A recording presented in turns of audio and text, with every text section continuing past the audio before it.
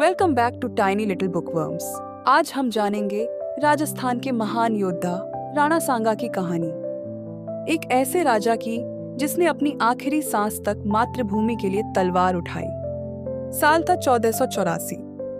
राजस्थान की धरती पर एक वीर बच्चा पैदा हुआ। उसका नाम रखा गया संग्राम सिंह। आगे चलकर सब लोग उन्हें राणा सांगा कहने लगे। सांगा बचपन से ही बहुत बहादुर थे। उन्हें घोड़े पर चढ़ना, तलवार चलाना और तीर कमान से निशाना लगाना बहुत अच्छा लगता था। छोटी उम्र में ही वो लड़ाई की कला जान गए थे। जब वह बड़े हुए तो मेवाड़ के राजा बने। उनका सपना था सभी राजपूतों को मिलाकर विदेशी आक्रमणकारियों को हराना और अपनी धरती की रक्षा करना। राणा सांगा बहुत दयालु और न्यायप्रिय राजा थे। वह साधारण जीवन जीते और अपने सैनिकों के साथ ही रहते। जनता उन्हें अपना पिता मानती थी। राणा सांगा ने कई युद्ध लड़े। उन्होंने गुजरात के सुल्तान से युद्ध किया और जीत हासिल की। फिर उन्होंने मालवा के सुल्तान को हराया। यहाँ तक कि दिल्ली के सुल्तान इब्राहिम लोदी को भी हराया। हर युद्ध जीतने के बाद उनकी वीरता की चर्चा दूर दूर तक होने लगी। लोग कहते, यह हैं राजपूतों के सबसे बड़े योद्धा। इसी समय मुगल बादशाह बाबर भारत आया। उसने पानीपत की लड़ाई जीतकर दिल्ली पर कब्जा कर लिया।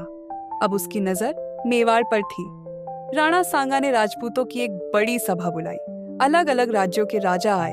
सबने कसम खाई, हम मिलकर बाबर से लड़ेंगे और दिल्ली को आजाद कराएंगे।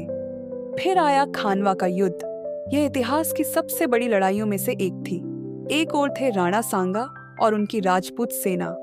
दूसरी ओर था बाबर, जिसकी सेना के पास तोपें और बंदूकें थीं। युद्ध शुरू हुआ। रणभूमि में चारों ओर घोड़ों की टापें, तलवारों की टक्कर और तीरों की बारिश हो रही थी। राणा सांगा अपने घोड़े पर सबसे आगे थे। उनके शरीर पर पहले से ही कई घाव थे, लेकिन वे फिर भी तलवार उठाकर दुश्मनों पर टूट पड़े। घंटों तक युद्ध चलता रहा। राजपूतों ने बहादुरी से लड़ाई की, लेकिन कुछ राजा बीच में ही बाबर से मिल गए। इस वजह से युद्ध का पलड़ा मुगलों की ओर झुक गया। राणा सांगा गंभीर रूप से घायल हो गए। सैनिक उन्हें युद्ध भूमि से बाहर ले गए। उनका सपना था, मैं फिर से सेना जुटाकर बाबर को हराऊंगा। लेकिन चोटें बहुत गहरी थीं। कुछ ही समय बाद उन्होंने वीरगति पा ली। राणा सांगा ने अपनी आखिरी सांस तक मातृभूमि के लिए लड़ाई लड़ी। लोग कहते हैं, राणा सांगा हारकर भी अमर हो गए।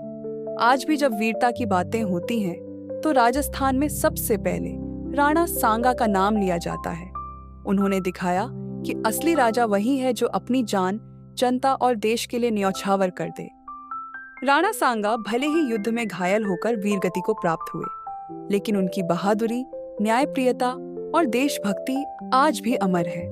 असली राजा वही है जो अपनी जान जनता और देश के लिए न्यौछावर कर दे।